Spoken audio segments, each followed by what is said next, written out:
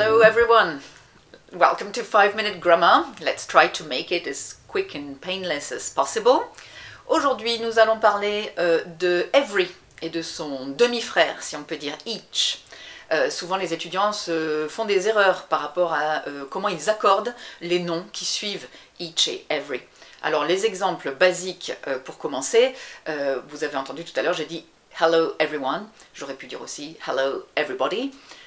Et un autre exemple assez classique, c'est every day, hein, tous les jours. Vous avez peut-être remarqué, quand j'ai dit everyone, everybody et every day, que le nom qui suit every à chaque fois est au singulier. Il n'y a pas de S à day, ni à body, ni à one. Donc souvenez-vous de ça, un petit moyen mémotechnique, everyone, one, il n'y en a qu'un. Hein. Donc c'est toujours un singulier qui suit every. Même si en français, on a envie de traduire ça par pour everyday, tous les jours. Je sais qu'on dit tous les jours en français, que c'est accordé au pluriel, mais en anglais, every sera toujours suivi d'un singulier. C'est pour ça, par exemple, qu'on ne peut pas dire ce que je vois souvent dans les copies des étudiants, every people. Every people, c'est du franglish, ça n'existe pas en anglais, parce que people, c'est un mot qui nous énerve un petit peu en tant que francophone, parce qu'il a l'air comme ça d'être singulier, il n'y a pas de S, mais en fait, people est un pluriel. People are strange, dit une chanson des Doors. Donc, people are. People est un pluriel, même s'il n'en a pas l'air. Il faut que vous vous souveniez de ça, c'est un peu aussi la base.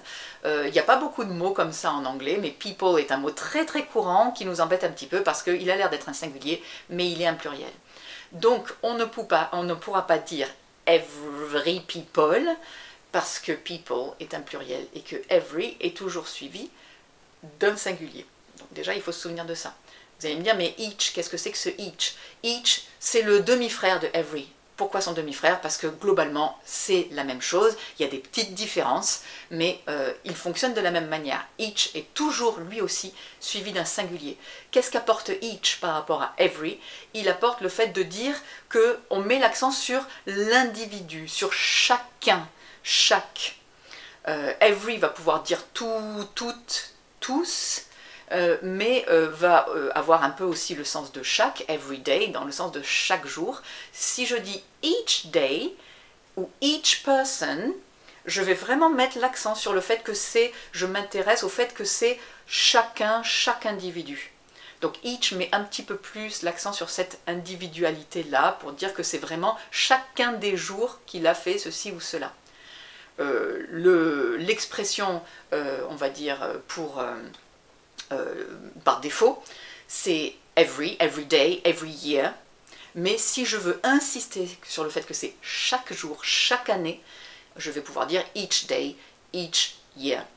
J'ai dit each person, par exemple, pour vous rappeler ici que person, on va le considérer finalement comme le singulier de people. Donc souvenez-vous de ça.